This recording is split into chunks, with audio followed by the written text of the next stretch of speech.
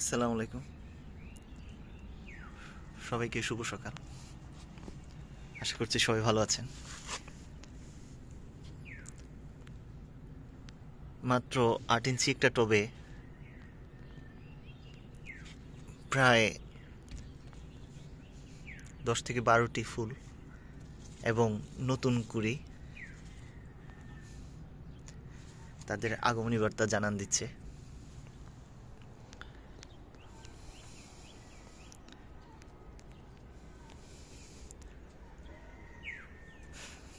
আজকে আপনি যদি স্টুডি ভালোবাসে থাকেন,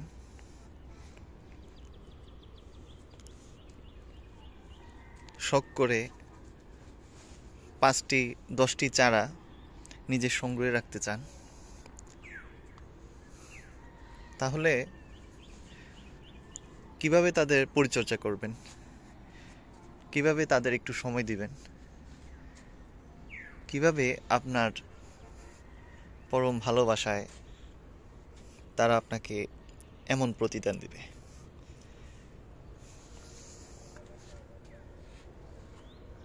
এটা আমাদের দেশের বহুল পরিচিত রাবি ট্রি।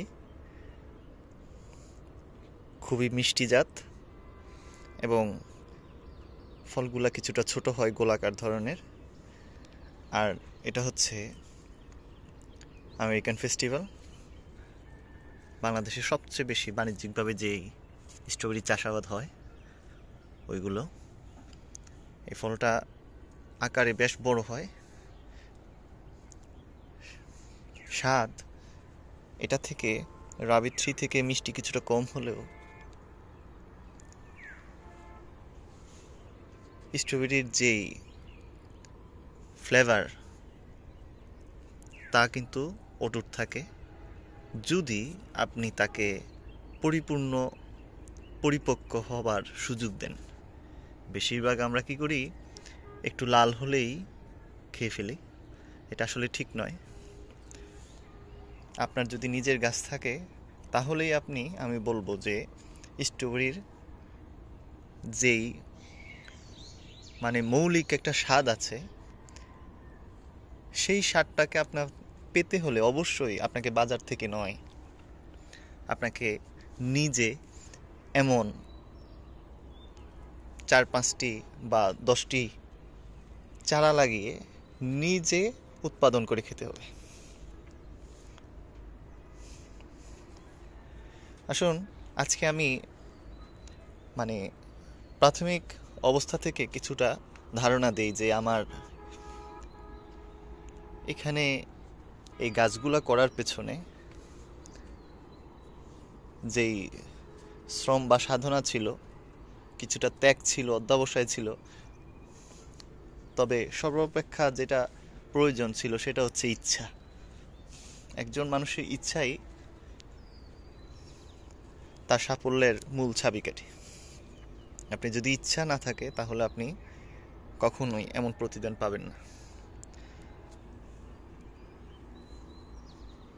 স্ট্রবেরি গাছ আমি যখন এই গাছগুলো লাগিয়েছিলাম তখন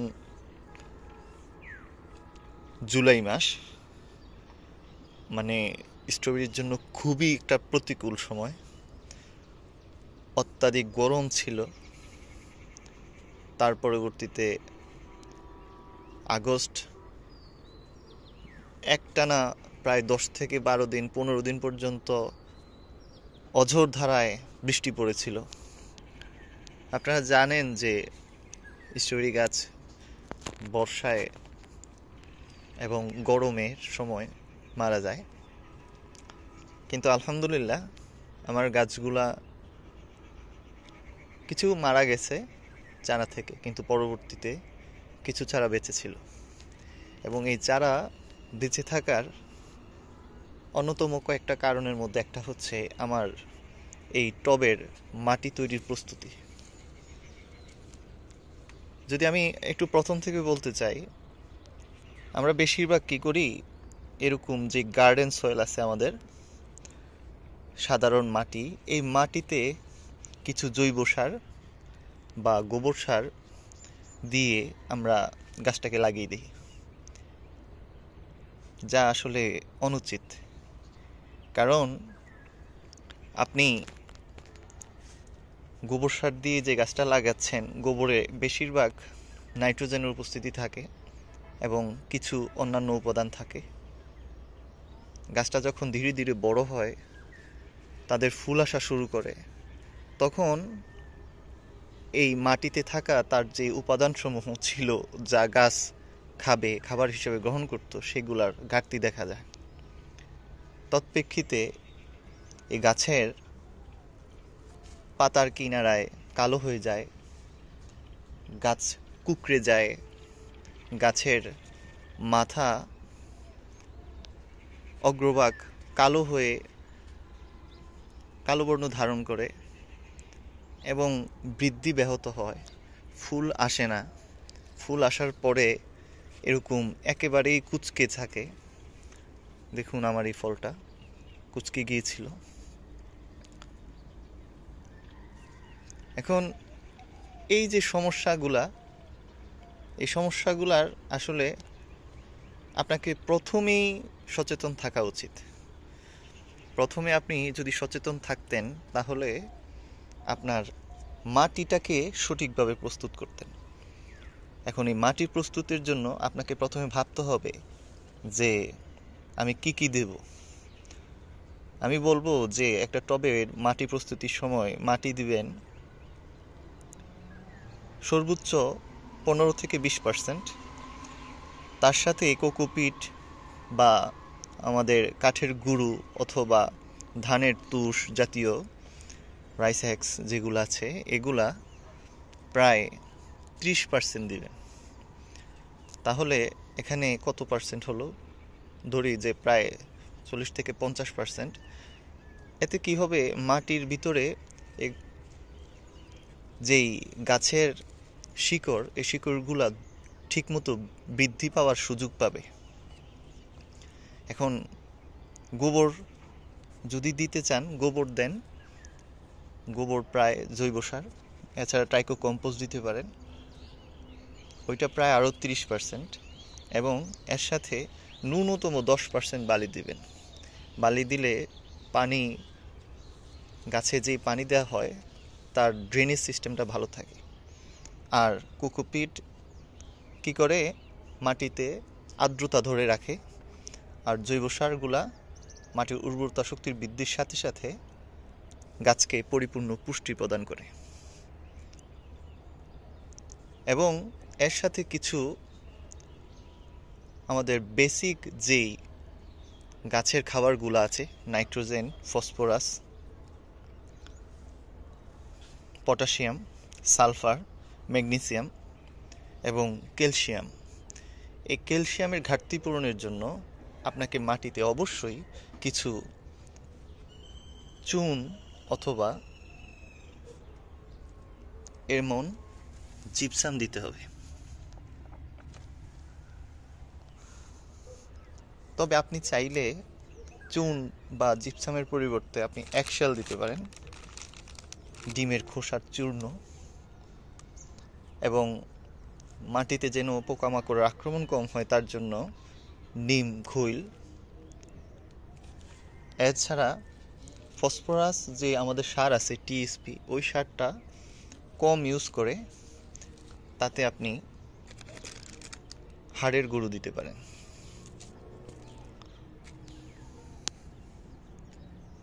তবে মনে রাখবেন, এগুলো জৈব এবং এগুলো গাছের জন্য খুবই ভালো, গাছের কোনো ক্ষতি করে না, ঠিক আছে। কিন্তু হাড়ের গুঁড়ো, শিংকুচি এবং আমাদের যে ডিমের খোসা আছে, এই ডিমের খোসা থেকে খাবারগুলো, উপাদানগুলো বের হতে প্রায় 1.5 থেকে 2 মাস সময় নেয়। তাই তাদের পুষ্টিটার ধারা যেন অব্যাহত থাকে, এজন্য প্রথম থেকে আপনার কনসার্ন থাকাটা উচিত। আমিও ঠিক এই কাজটাই করেছিলাম। তবে আমি এই গাছটাতে একটা ভুল করেছিলাম, আমি কোনো চুন দেইনি। আগস্ট মাসে যখন প্রচুর বৃষ্টি হচ্ছিল, তখন প্রায় আমাদের দেশের অনেকের গাছপালা বা এরকম স্ট্রবেরি যেগুলা ছিল এগুলা গাছ মরে গেছে, কিন্তু আমার গাছগুলো আলহামদুলিল্লাহ ভালো ছিল, কারণ আমি এই কম্বিনেশনটা রক্ষা করেছিলাম। এবং গাছের যত বৃষ্টি হয়েছে ঠিক এখানেই ছিল গাছগুলা, কিন্তু কোনো এক ফোঁটা পানি গাছে না জমার কারণে গাছগুলা সুস্থ সবল এবং সুন্দর সতেজ ছিল। এখন গাছটা যখন একটু বড় হয় তখনই তার ভিতরে আসলে এই খাবারসমূহের ঘাটতি দেখা দেয়। আর এই ঘাটতি পূরণে আপনাকে অবশ্যই এই অজৈব সারগুলা ব্যবহার করতে হয়। তখন অনেকে অজৈব সারকে অ্যাভয়েড করতে চান, কিন্তু আপনি অজৈব সারকে অ্যাভয়েড করতেছেন, কিন্তু তার জন্য যে জৈব সারগুলা পূর্ব থেকে আপনাকে ব্যবহার করা উচিত ছিল সেগুলো আপনি করেননি। তাই মাঝপথে যদি আপনি করতে চান তখন কিন্তু গাছ সেই সময়টা পায় না এটাকে নেওয়ার, এবং গাছের যে ক্ষতি হবার তা হয়ে যায়। এখানে আমি কয়েকটা উদাহরণ দিচ্ছি। যেমন 1 নম্বরে, আমি এই টবগুলাতে যখন প্রস্তুত করেছিলাম তখন আমি চুন না দেওয়ার কারণে বা জিপসাম না দেওয়ার কারণে প্রায় 20-25 দিন আগে দেখলাম যে আমার এই গাছগুলার পাতাগুলার কুঁচকে গিয়েছে এবং অগ্রভাগ কালো হয়ে গেছে। এবং আমাদের যেই একটা স্টোরি গ্রুপ আছে দেখেছি, ওখানেও বেশিরভাগ একই সমস্যা, যে পাতা কুঁচকে যাচ্ছে। এর প্রধানত দুটো কারণ। একটা হচ্ছে, হয় আপনার গাছে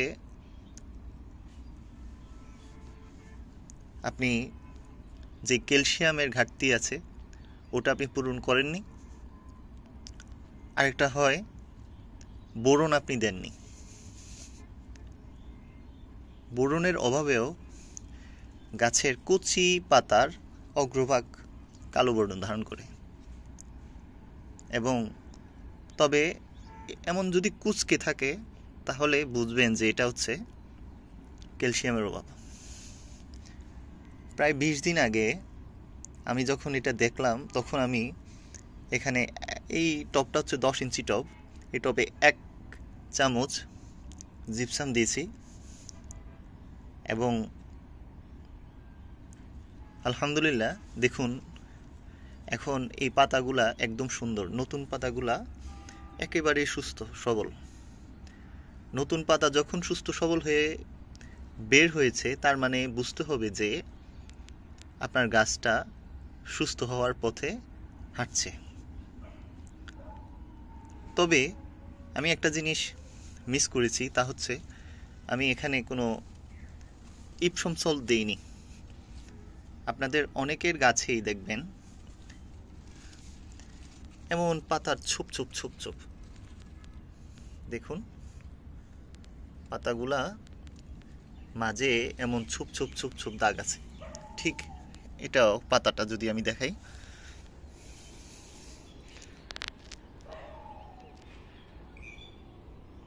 আপনার পাতায় যদি গাছের এমন ছোপ ছোপ থাকে তাহলে বুঝবেন যে এটা ম্যাগনেসিয়ামের অভাব। এখন ম্যাগনেসিয়ামের অভাবেই গাছের পাতায় এমন ধারণ করে। আমি এই টবগুলোতে ম্যাগনেসিয়াম দিয়েছিলাম। ম্যাগনেসিয়াম মানে হচ্ছে ইপসম সল্ট বা ম্যাকসার এরকম নামে এটা পরিচিত। এতে সালফার এবং ম্যাগনেসিয়াম উপস্থিত আছে। আর অর্থাৎ আপনার গাছের প্রয়োজন বুঝে আপনি গাছকে যদি সঠিক উপাদানগুলো দিতে পারেন তাহলে গাছ আপনাকে তার সর্বোচ্চ যে ফলাফল সে দিবে। আমি আগেও বলেছি এই ফলগুলা হচ্ছে গাছের এখানে তার সন্তানকে বাঁচিয়ে রাখার জন্য, তার বংশকে বাঁচিয়ে রাখার জন্য একটা প্রধান মাধ্যম। তাই এই ফলগুলোকে আমাদের থেকে এই গাছটা বেশি ভালোবাসে। সে তার অভাবগুলা তার পাতার কালার এবং পরিবর্তনের মাধ্যমে আমাদেরকে বোঝাতে চায়, কিন্তু আমরা বেশিরভাগই বুঝি না। এখন আমাদেরকে বুঝতে চেষ্টা করতে হবে এবং গাছের যে প্রয়োজনীয় উপাদানগুলো আছে এগুলা আপনাকে সরবরাহ করতে হবে। আপনি মনে রাখবেন, এই ইউরিয়া, নাইট্রোজেন, টিএসপি, এটা হচ্ছে ডিএপি, ড্যাপ সার, নাইট্রোজেন এবং 18%, 46% ফসফরাস, এটাতে 46% ফসফরাস, এটা হচ্ছে মিউরেট অফ পটাশিয়াম, এছাড়া সালফার আছে, ম্যাগনেসিয়াম আছে, এবং এর বাইরে আমাদের কিছু অনুখাদ্য আছে, মানে আমরা বলি মাইক্রোনিউট্রিয়েন্ট। এগুলো হচ্ছে ম্যাক্রো, অত্যাবশ্যকীয় উপাদান গাছের জন্য। গাছকে বাঁচাতে হলে এই উপাদানগুলোর প্রয়োজন। এর বাইরে গাছের স্বাভাবিক বৃদ্ধিকে ধরে রাখতে, গাছের সৌন্দর্যকে ঠিক রাখতে, ফল যেন সুগঠিত হয় সেইগুলোকে অক্ষুণ্ণ রাখতে আপনাকে অবশ্যই এই যে অনুখাদ্যগুলা, যেমন জিঙ্ক, বোরন, কপার, ম্যাঙ্গানিজ, এই উপাদানগুলো আপনাকে দিতে হবে। আমি যেই ভুলটা করেছিলাম এটা হচ্ছে, আমি প্রথমে তো চুন দেইনি বা জিপসাম দেইনি, তাই আমার এই সমস্যাটা হয়েছিল একটু কয়েকটা গাছে। এর সাথে সাথে আমি বোরনও দেইনি। বোরন না দেওয়ার কারণে দেখুন আমার এই ফলটার মাথা একদম কুঁচকে গেছে এবং এটাও কুঁচকে ছিল। কিন্তু পরবর্তীতে আমি যখন বোরন দিয়েছি, দেখুন মাশাআল্লাহ কতটা সুন্দর বোরন। জাস্ট 1 গ্রাম পার লিটারে আপনি দিয়ে পানিতে গুলে স্প্রে করে দিবেন সম্পূর্ণ গাছে এবং ফলে, তখন ফলটা একদম সুন্দর সুগঠিত হয়। ঠিক এটাও দেখেন, প্রথমে এটা কুঁচকে গিয়েছিল, তার পরবর্তীতে আসলে এই ফলগুলো আসছে। এই ফলগুলো এখন দেখুন কতটা, সবগুলাই একদম নিয়মিত সাইজের গোল হয়ে সে বড় হচ্ছে।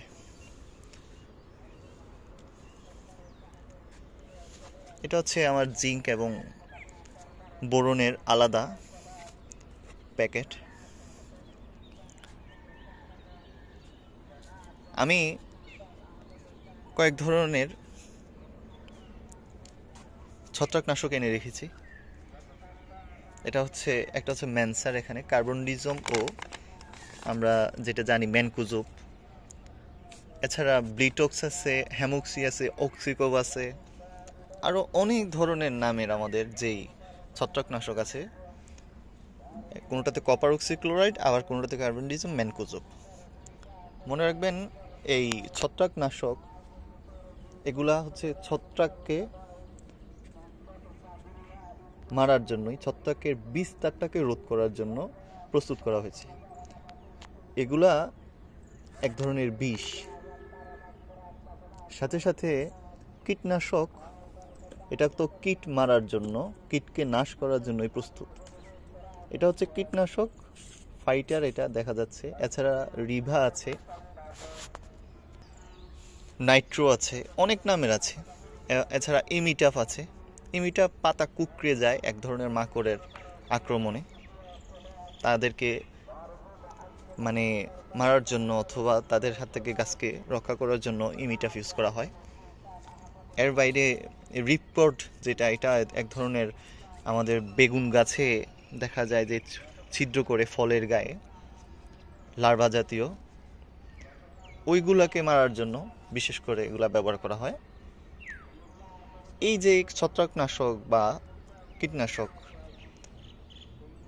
এগুলা আমি নর্মালি ব্যবহার করি না, কিন্তু এই উপাদানগুলা প্রতিনিয়ত প্রায় প্রতি 2 থেকে 3 দিন পর পর যারা বাণিজ্যিকভাবে স্ট্রবেরি চাষ করে তারা বা শাকসবজি চাষ করে থাকেন, তারা ব্যবহার করতেছেন। সবাইকে অনুরোধ করব যে আপনি নিজে 2-4টা লাগান। আপনি বাজার থেকে কিনে আনতে পারেন, আপনি কিনে এনে খেতে পারেন, আপনার হয়তো টাকা আছে, অনেকের হয়তো বা নাই, এই জন্য খেতে পারবে না। কিন্তু আপনি কিনে আনলেও তো বিষ খাচ্ছেন, কারণ এই উপাদানগুলো তো আপনাকে ব্যবহার করার ন্যূনতম প্রায় 2 সপ্তাহ আপনি এই ফলগুলা খেতে পারতেছেন না, খাবেন না আপনি। আমি সর্বশেষ কীটনাশক দিয়েছি প্রায় মাসখানেক আগে, আর ছত্রাকনাশক গাছের দিয়েছিলাম এও 20 থেকে 25 দিন আগে। তাই আমার কাছে এই ফলগুলা, আমার গাছের এই ফলগুলো হচ্ছে সম্পূর্ণ নিরাপদ এবং সম্পূর্ণ বলবো যে ভালো আর কি।